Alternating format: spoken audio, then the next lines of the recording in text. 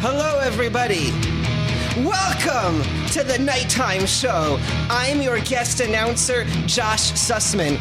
The usual announcer, Mike Black, is on vacation. We hope he's having fun. But tonight I'm here, and I'm excited to tell you we have a very special guest. The voice of Goofy, Bill Farmer. He's also the voice of everyone in so many Disney movies, Pixar. I'm so excited he's here. And we have Matt Walker, and as always, our host, Stephen Kramer Glickman. Hey, what's going on, guys? How we doing? We good? I'm good. That is our house band, Ex Mortis, one of our dear friends who lent us their amazing and wonderful music. How are you, Josh Sussman? Well, I found a parking spot out front, so I feel good about that. Well, it's always a good day. That's hard. That's Parking hard to in find. front, yeah. Especially here, in LA. It's a giant pain in the ass to park everywhere. Most places, when you go around the country, there's no parking meters, and then you come to LA, and there's just you have to pay to park everywhere. And I found one, so a good day. Yeah, no, Matt doesn't valet. Matt's not a valet. I hate to valet. Yeah. I don't even have a nice car. I just don't like letting other people drive it. It bothers me. I don't know. I would valet at my house if I could. I hate driving. You should not drive at all. I'm a really shitty driver. He's the worst driver I've ever been in a car with in my entire life. Oh, Yeah. I haven't been in a car with Josh Sussman. How many points do I have against my license? 40. I don't know. Easily 40 points. Some scary number. You shouldn't be allowed to drive. I shouldn't be. My license may be suspended right now. I don't even know. That's how bad a driver I actually am. I'm pretty bad at it. I've been in a lot of accidents. Right when I bought, you remember, I don't know a lot about cars either. and when I bought my Mustang, I was driving out of the parking lot and I called Matt. You called me. I called like 4 people, but then I called Matt. He was like number 4. So 4th person I call him. I go, Matt, you're not going to believe the car that I got. And he goes, what kind of car is it? That's great. I go, oh, so cool. It's the Camaro. Oh, Camaros are pretty cool. I like Camaros. Yeah. I used to have a Camaro. I had a 92 Camaro. It was a pretty cool muscle car. That's so cool. Yeah, it's got the horse on it and everything. Now, is it the RS? Wait, it has a horse on it. No, it's like the horse. The one is from the pony package is what they called it. Are you sure you didn't get a Mustang? No. It's a Mustang Camaro. No, that's not a thing.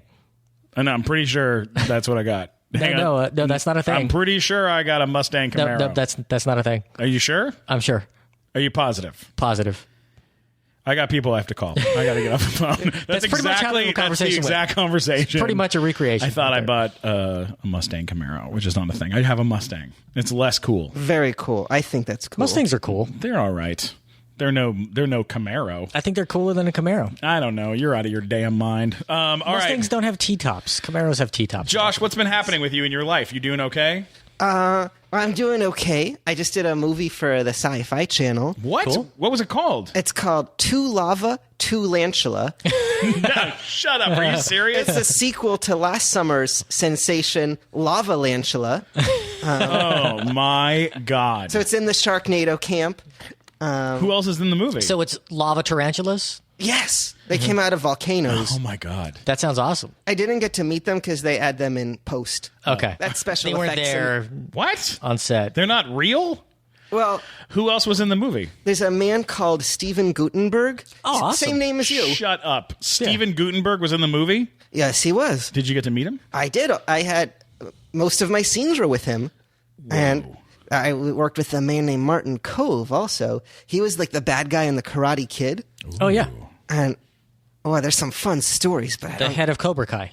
Yes. Like Sweep the Leg. Yes. And it was fun. They shoot the movie in 13 days. These Sci-Fi Channel movies. Yeah, they don't mess around. It's just like in and out. They're done. That's so cool. It was fascinating filmmaking. So I think at the end of July, it comes out. Wow. Very cool. That's amazing, dude. Congratulations. Maybe they'll show it at Comic-Con. They do. They have a big presence. Like last year. Yeah. Last year they had Sharknado 3. There was a big party for it. Sharknado 3 last year was the biggest hit of Sci-Fi Channel 2015. Their number 2 hit, Lava Lantula. Ah, yes! Sussman bringing the heat. Nice. Now, Police Academy. Is there another Sharknado movie coming out this year, or are you guys primed to take that spot as the top sci-fi movie? I don't know.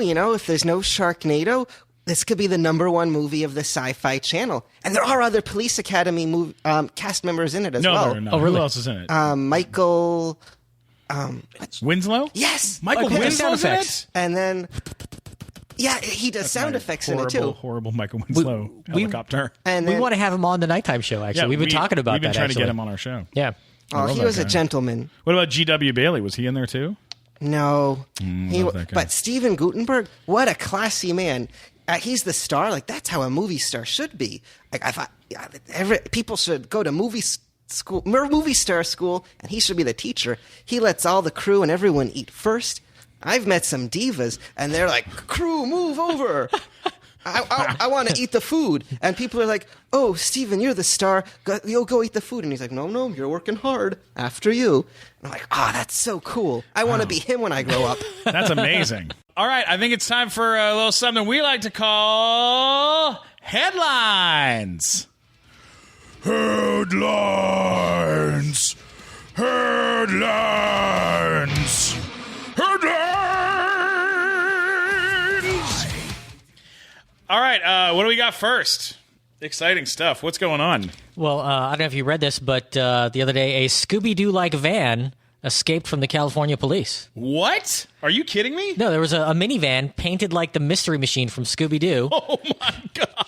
And it led the cops on a high-speed chase, exceeding speeds of 100 miles an hour. Oh, my God. That's a real story that really happened? Yes, really happened. Where does a situation like this even occur? Northern California. And they escaped? They got away, apparently, is what they say. Escaped the cops. But, I mean, how hard is it going to be to find the Mystery Machine? There's got to only be, like, maybe 14 of those in the country at this point. People who've painted their vans like that. Unless they painted it again. But isn't there, like, surveillance from... Maybe they've now painted it like the A-Team. And they're going to, like, shoot up the cops next time. That's amazing. You know what? I wish that we had more, cars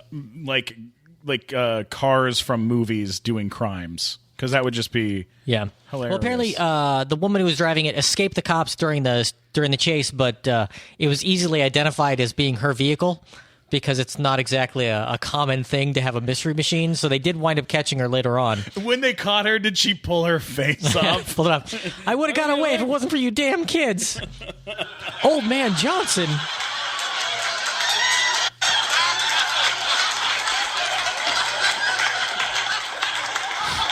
That was pretty realistic. That was a pretty good laugh track there. All right, here we go. That was a left track? Hey, here's a good one. Long Island man was charged with a DUI that when he live streamed his DUI. That's a second one. That's the second one we've heard about. We did a joke about a woman who live streamed her DUI on the Live Night show, the last one we did. Yeah, this woman had this woman had been driving and live stream. She was periscoping on her phone live to everybody, and some of her followers actually called the cops on her. And when she went to trial, she was charged with 23 counts of driving while intoxicated, and I believe, and then she got 16 likes and 5 new friend requests, which is great.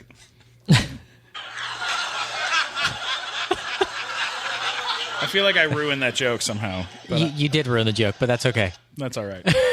All right, last one, and then we're moving on.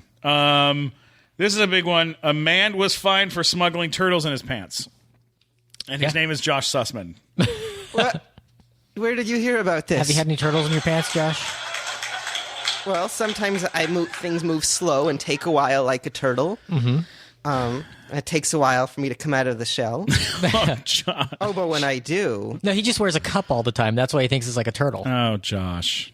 How are you getting... You're getting laid. You're getting ladies. You're getting laid right now. I love to make love. I even got a thank you note. Like a handwritten... so creepy when you got a thank you note? I did. What does that mean? Well, dear Josh, I love making love to you. You make me feel so good. Thank you for providing that pleasure.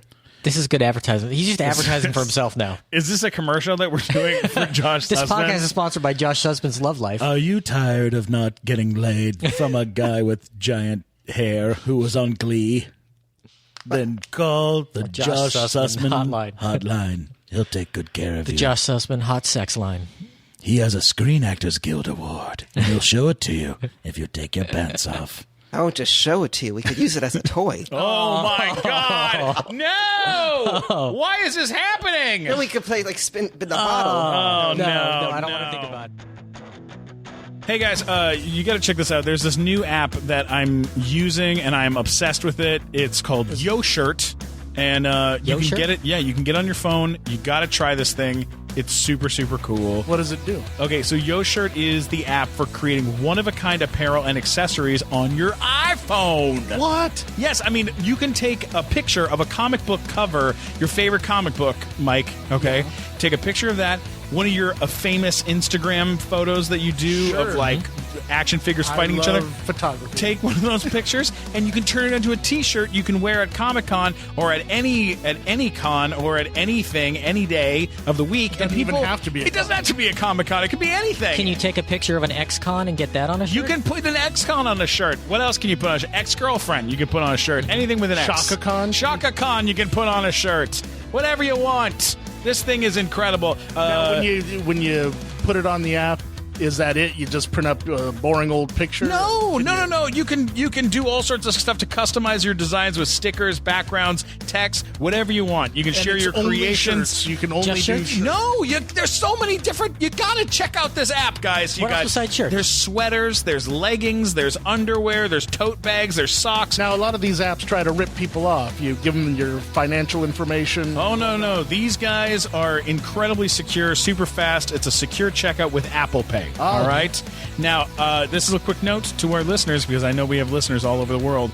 YoShirt ordering and shipping is currently only available in the U.S. and Canada. But if you are a fan of YoShirt and you're in another country, we're going to be getting cool like YoShirt stuff, and if you let us know that you live in another country, we'll ship it to you as a gift. You are sure to impress your friends and your family when you express yourself with YoShirt. Guys, don't forget to check it out. It's a super cool app, YoShirt.com. That's YoShirt.com. YoShirt.com. Tell all your friends. All right, look, we got to move on. We have a phenomenal guest who I want to talk to for the rest of this because that's a huge deal that we have him. Ladies and gentlemen, you know this guy from the movie Toy Story, from the Goofy movie, from Monsters, Inc., Toy Story 2, everything awesome that's ever been happened ever in the history of awesomeness ever. Ladies and gentlemen, put your hands together for Bill Farmer. Thank you. Thanks for having me on. It is amazing to have you. You've been the voice of Goofy for how long? Have you been the voice of Goofy? 29 years. Next January, 30 years. God, that is Which is going to be a career if I keep it up. That is unreal. That is an unreal it doesn't seem career. like that. It's gone like, whew, What was like the first time you did the Goofy voice? You mean after I got the job or before? No, how about before you got the job? Both, yeah. Well, I was one of those kids that I always did impressions around the house. And, I loved cartoons and stuff. So I'd watch, Bullwinkle and stuff. And I'd come, hello, Mom, how's for dinner? And our belly's weird. My parents didn't know what to think of me. But, no, I was just one of those kids that I kind of did it as a lark and just for fun. And it became a career. But the first time, I can remember it was January 23rd, 1987, a date that will live in infamy. I was able to come out here and get an audition for The Voice, and they used me on a thing called Disney's Doggone Valentine. And that's the first time I ever ADR'd, which is you replace dialogue that is already in a film with new dialogue. And I'd never done that before. I went into a studio in Hollywood. I'd never been in a Hollywood studio before, and it was terrifying. How long had you been out in Los Angeles? About 4 months. It was my first animated character audition. Was Goofy. God. Wow. It's like, and people said that's like an overnight thing, but it was after 12 years of stand-up and radio and things like that, getting ready to have the lightning strike, I guess. Wow. No, it was people always ask me, how'd you get the job? It was really as simple as my agent said, do you do any of the Disney characters? At the time, they said, there were like 4 or 5 Mickeys and Donalds and stuff, and Eisner and Roy Disney decided, with the advent of the Disney Channel and all that, they were going to see old cartoons, new cartoons, things from the park. They always wanted the same voice.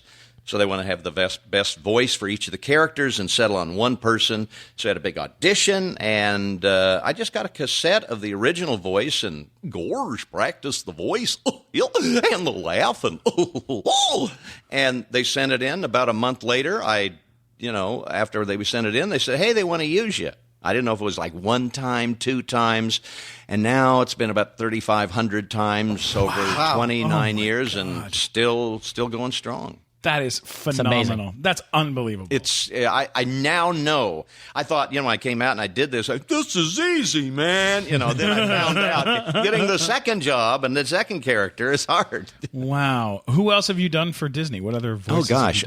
Whenever you hear Pluto barking, it's me. I get paid to bark. Yeah. No way. Of the main characters, Horace Horsecollar, lesser-known character. Mm-hmm. He didn't have a voice till we did a movie called Prince and the Pauper, which is the first, out in theaters kind of thing. Yeah, sure. And I got that right on the spot. I was doing Goofy and Pluto, and they said, Horace doesn't have a voice. Can you come up with something? I said, what's he like?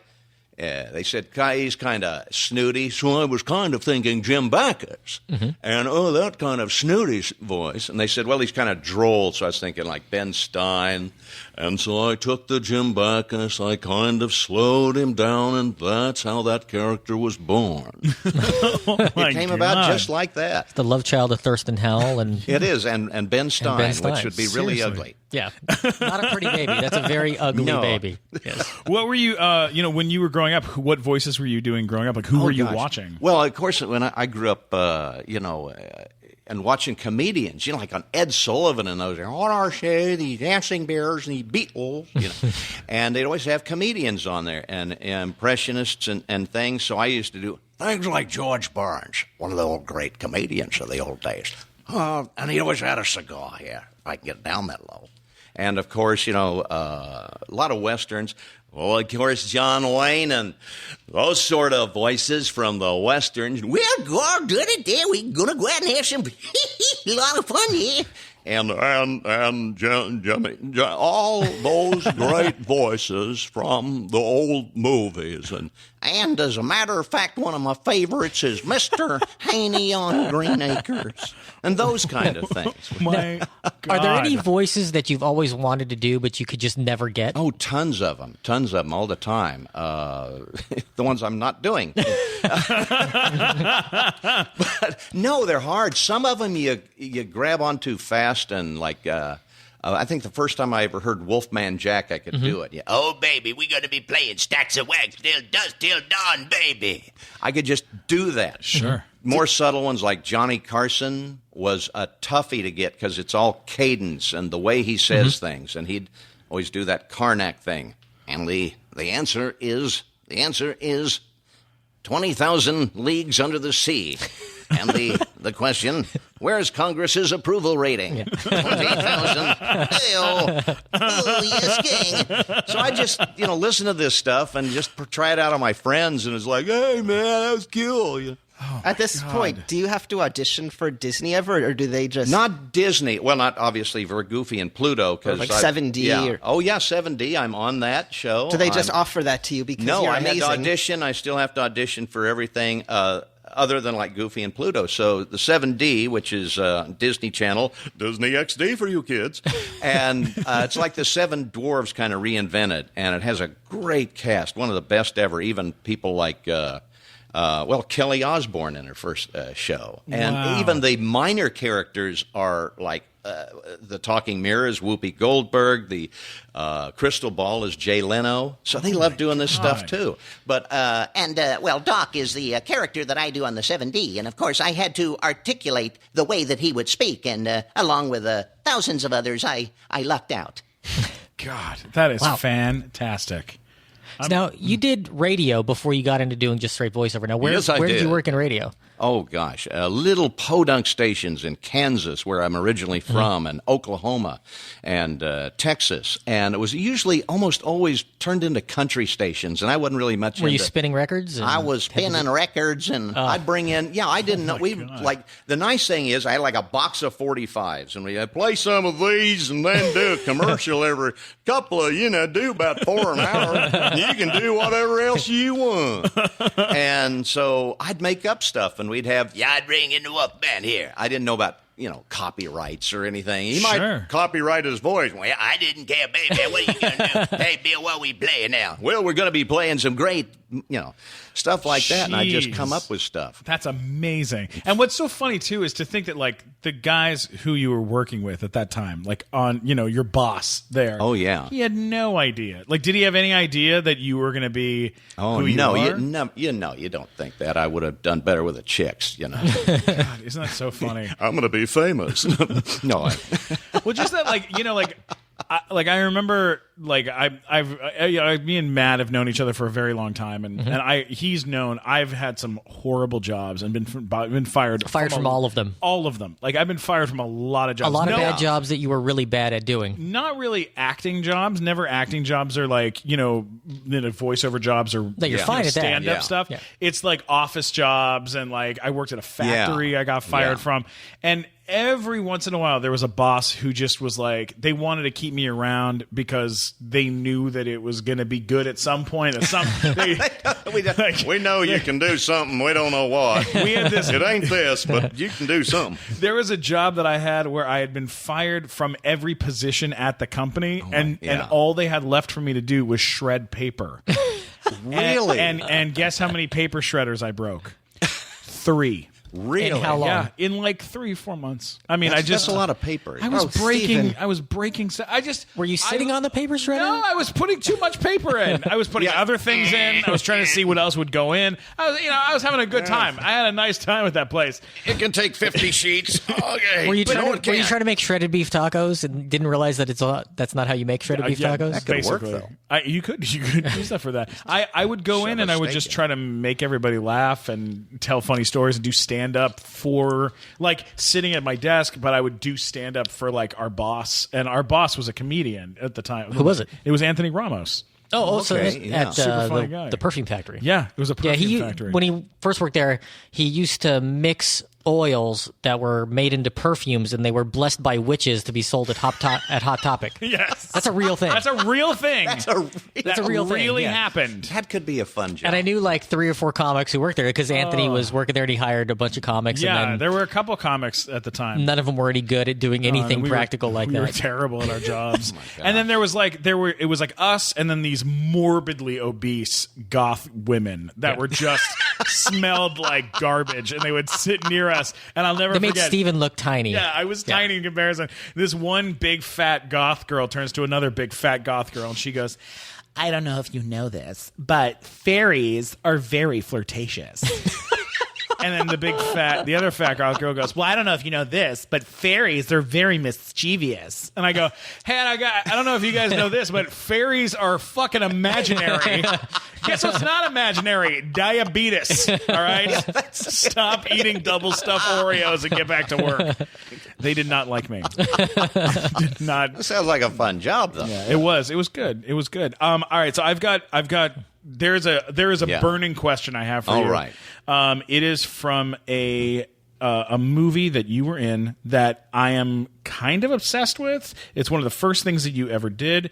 It starred Whoopi Goldberg, and it is notorious. It is a notorious movie. Okay. There's a huge story behind it. What can you tell us about the film Theodore Rex? Theodore Rex. Well, I did ADR on that. I did a lot of movies, ADR, which, if you don't know, is background voices. Like, I probably did voices in one of the dinosaurs, and she was in a dinosaur city. It was like a spin-off of that TV show where they had dinosaurs walking around. Here, I'm gonna let Josh read the bio. Will you read the little bio for the movie? Mm-hmm. In an alternate futuristic society, a tough female police detective is paired with a talking dinosaur to find the killer of dinosaurs and other prehistoric animals, leading them to a mad scientist bent on creating a new Armageddon. I think this is one of those situations where Whoopi had probably signed a 5-picture deal and they couldn't come up with the 5th one.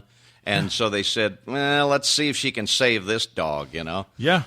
Yeah, they plugged her into this movie. I'm sure you know this story, but they plugged her into the movie, and then she figured out what it was, and she tried to jump ship. Oh, that wouldn't. Yeah, and having seen it in production, the director was like ready. I think he had a gun ready to kill himself. Was it one of those Alan Smithy films? It was a tricky situation. I guess. I only saw a reel or two of that. Luckily, so we just went in and added some voices and went home and said, "I'm not going to see this." Oh my God, that's amazing. Yeah, basically, Whoopi Goldberg made a verbal agreement to star in the movie in '93. She tried to back out, and the producer sued her for $20 million. Well, that's a lot more than they did in the box office. Yeah, so they took it to court, and they said, "We will not sue you if you can continue acting in the movie."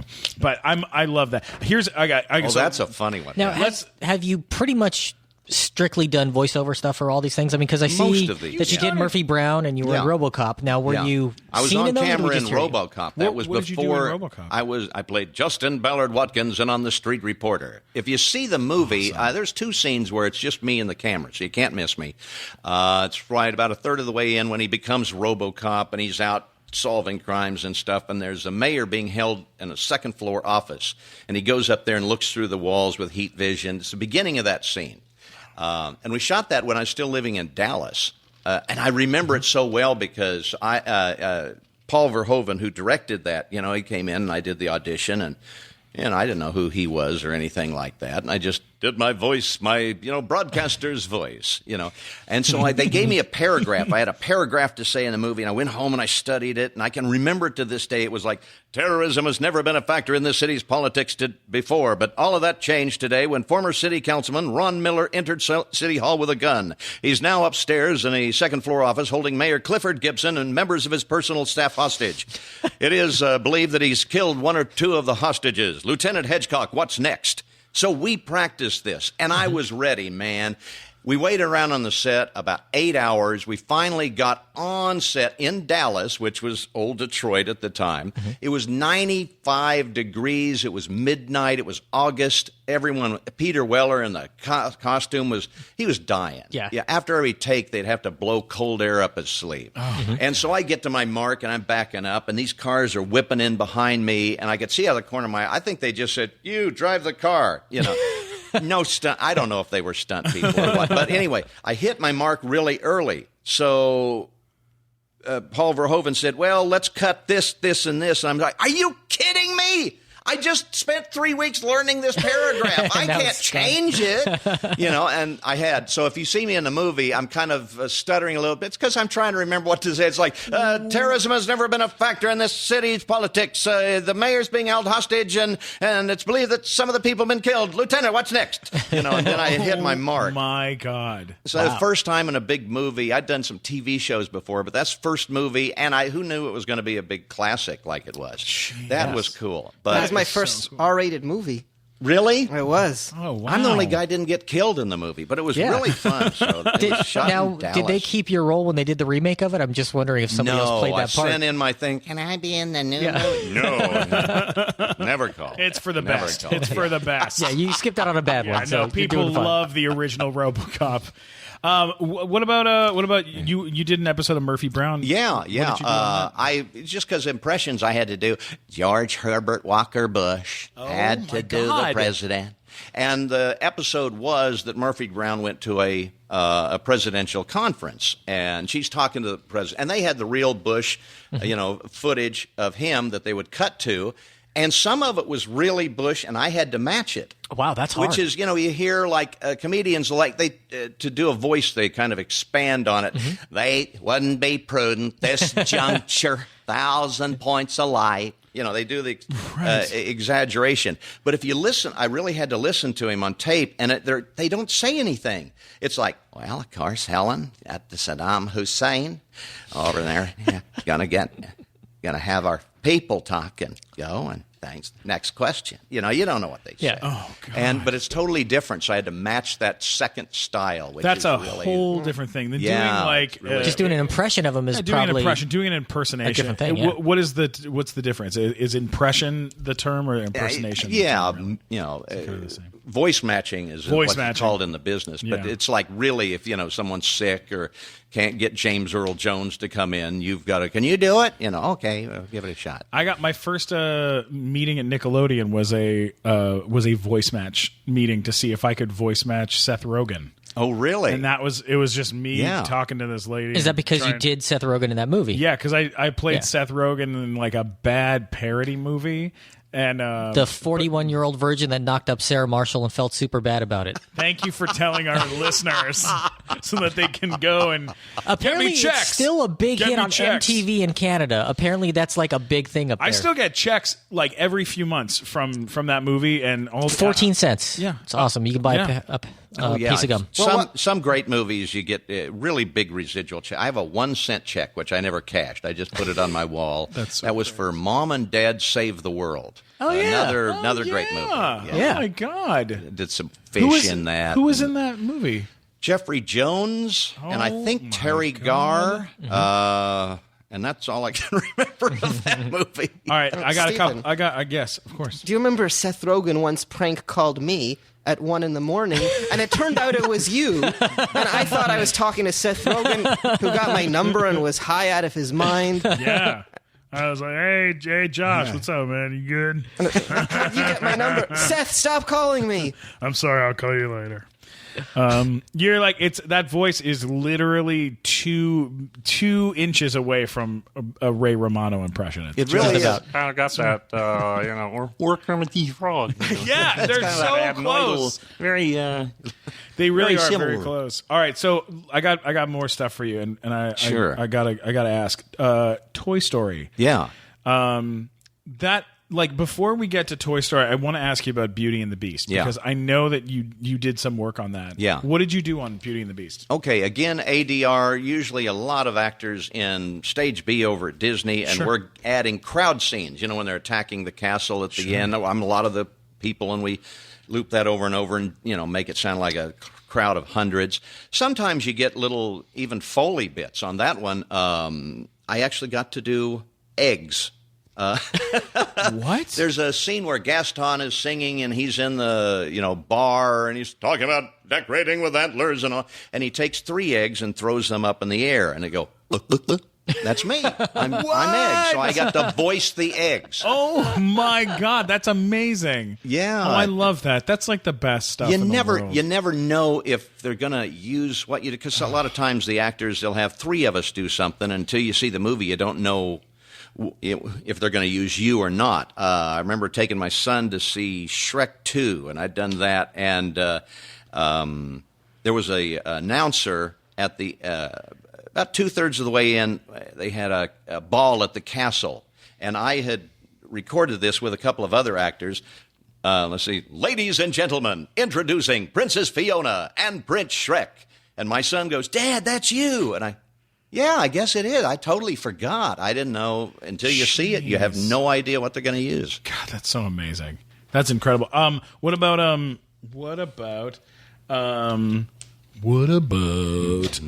the film Toy Story and all the Toy Story movies? What have you been doing in those? I've been doing, again, a lot of the ADR incidental characters, like that one, if you hear the Pizza Planet background as they're going through the Pizza Planet, I was mission control.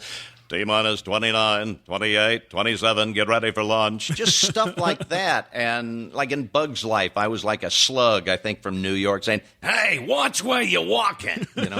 Just odd little pieces of stuff. Monsters, Inc., the little yellow guys with the CDC, they got the... He's got a shoe, he's got a sock on him. That monster had a sock. Get him, hold him down, attack, things like that. You're a Disney legend. You really are, because you're a part of so many movies. And being a Disney legend, I hope you have a Disneyland annual pass. I do. And how long after being Goofy, do they give that to you? Okay, they don't just give it to you necessarily. Now, being in the Disney Legend program, and I was inducted in 2009 along with Robin Williams and Betty White and a bunch of people, but they gave me the pass to get into the park because we couldn't get into the park one time when we were supposed to. Mickey, Minnie, Donald, Goofy, all of us were in a car. We were going to go down to Disneyland for some radio remotes, and the guy at backstage didn't have us on a list and wouldn't let us in. He said, I don't care if Mike Eisner's in there. You ain't getting in here. And so we missed the radio broadcast. And so Roy Disney said, give them a pass so they can at least get in to do the work, for God's sakes. Good Lord. Now, Bill, there's a website called VIP Fact where they have questions and answers about celebrities, at least their impression of answers. And somebody asked a question on there, are there any photos of Bill Farmer's hairstyle or shirtless? And they say that there might be. We currently cannot access them from their system. We're working hard to fill that gap, though. Check back tomorrow. So there are people. So are there shirtless photos of you out there? Well, I've been to Burning Man, so they're... No, you have not. Oh, have you 5 really? times, You've been to Burning Man 5 times? Yeah. All right, tell us about Burning All right, Man. I'm gonna have to update their answer to the question of does Bill Farmer do drugs? Then if you've been to Burning Man, Forget Bug's Life. This is what I want to know The only drug I about. did was Imodium up there. No, one of my best friends is a cameraman on the show The Amazing Race. He's done like 15 seasons on that. He's like an adrenaline junkie, and he went up and he lives in Reno, so Burning Man's north of there, and you got to go to this thing, man. It's crazy. Okay. So we get tickets in like 2007 and went up there, and it's like, oh my God, this is the most amazing thing I've ever seen. Because it's like when I was a kid, I loved the freak show at the fair, and I loved the weird, and I loved unusual, and that's my people up there. It's just the weirdest and most amazing week I've ever spent in my life. And I got to go again. Now everybody's caught on. It's impossible to get tickets almost. Did you? Where did you stay when you went? First time in a tent that blew down about a half an hour after we got Oh my God. Then we learned, and we rented an RV. And from L.A. and drove it up there. You don't tell people you're going to Burning Man. They'll jack the price up about. We're going fishing near Yosemite. And bring it back. What the hell happened? Oh my God. Now, Bill, just so you know, that same website had a question asking the users if Bill Farmer was hot or not, and they say 100% of respondents said he was hot. Hey, there you go, that's man. Is there a return? That's probably why they want you shirtless. I think that's got to be why. I have an important question that I assume is on everyone's mind. Okay. I've been to Goofy's flying school at Disney's California Adventure. It's a bumpy ride. Who gave Goofy his license? Probably Donald Duck, I would imagine. Like, Whoosh. What license? He flies the way Glickman drives. Oh my I mean, God. Goofy should not have a pilot's license. I agree with that. Actually, Or you maybe drive he like should, Mr. Toad. That's who you drive like. Oh, I really do. That's my favorite ride. Oh, It's I know. always been my favorite ride since I I was a know. kid. It makes me feel like I'm in the car with you whenever I go on that ride. No, I blame everything I do that's stupid on Goofy now. So. Well, Goofy's cooking. Do you Goofy's get- kitchen. Do I what? Goofy's kitchen. Goofy's a great cook. Yeah. I've been to his restaurant. His cooking top notch. He has is. good He's chefs. got help. Wolfgang Puck, I guess, would be here. Or Wolfman Puck. I don't. Yeah. Cook like this, baby. Have you ever used a character to get out of something, to get out of a ticket, or have you ever used it to? I've thought of it a few times. Yeah. When I have a fight with my wife, I'll do it. You can't do it. She hates the voice Sling Blade for some reason. So if I get. I'm sorry, honey. I was feeling a little frisky there. Just shut up. Get out of here. Or I'll put a sock on. I'm sorry. Oh my God, I love it. You can't argue with a sock. No, I know. I do the same thing with my girlfriend. I do weird voices to try to get out of fights, or if I say something stupid, I go, and then the punchline is she's having lady time right now. And, okay, yeah, and I the lady time of the month, and I said to her, I go, hey, she goes, I just like want to have like time where like we can just like just have like cuddles, like just have like a couple minutes of cuddling. And I go, listen, I got some work to do. And she goes, I feel like you're like, you just like, and I go, honey, you know what this is right now? You know what's happening? She goes, what? I go, it's lady time. Lady time is happening to your body. And she was like, oh my God, forget it. Like walked out of the room. You should bring her home some soup. She's not like, you know her. She's never like complaining or anything. But when that's why Josh Sussman gets thank you notes. Right. And he brings them soup. He brings them that's soup. The secret. Soup. Let me write that down. Soup. Soup will get you thank you notes. That's what we learned.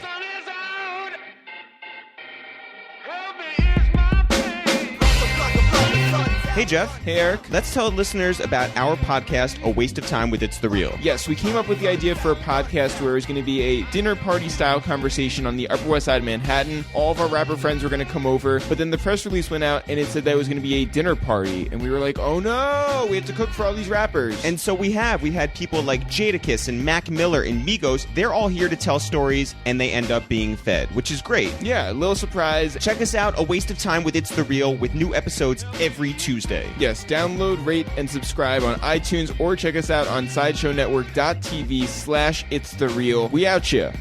Just a cup. Don't even get the bowl. Just the thought goes a long way.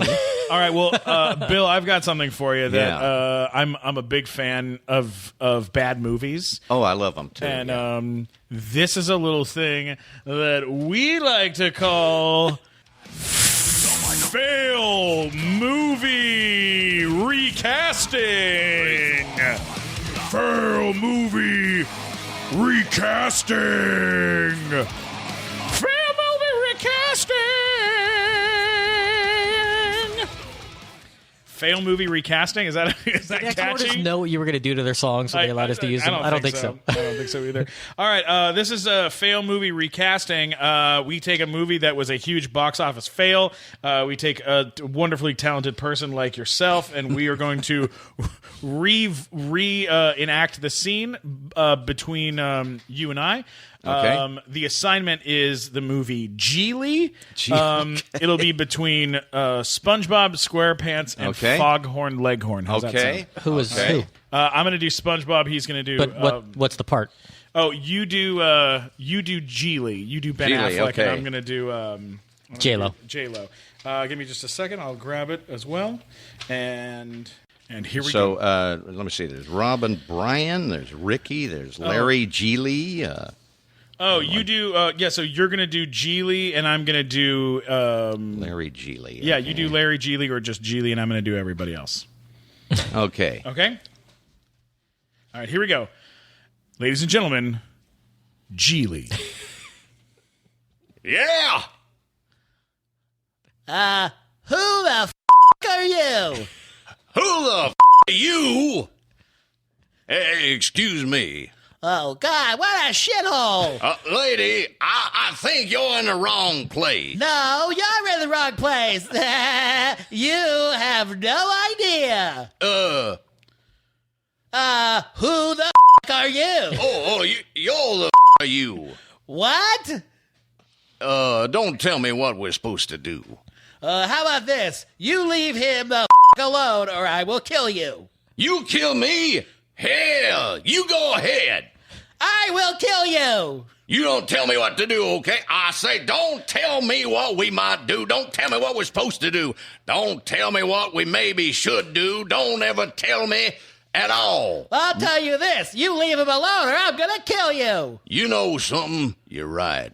It is sadness. It's sadness, and I'm sad. You got me. You're a genius. Why, you know why I'm sad. 'Cause I got this beautiful, sexy, gorgeous, hot throttle-rama, smart, amazing, bombshell 17 on a 10 scale girl sleeping in a bed right next to me. And you know what? She's a stone-cold an untouchable, unhavable, unattainable brick wall. Casaurus Rexy. So it's sad. Okay, what do you want me to do? I feel sadness about that. There's nothing I can do. And not only is she a major babe, but I really like this girl a lot. I say a lot, boy. I mean, she's not like anybody else ever knew before, and that's completely new one on me. I don't even know a real name, so there you go. Oh, in case you're interested, my life sucks. All right?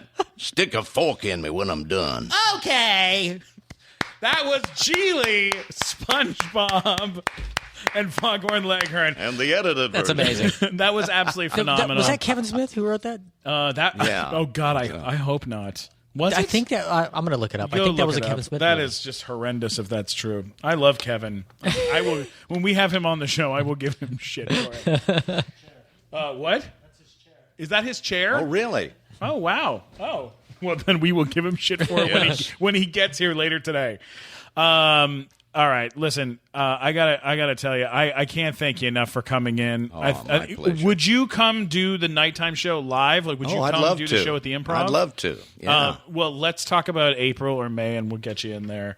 And it was not written by Kevin Smith. It was written by Martin Brest.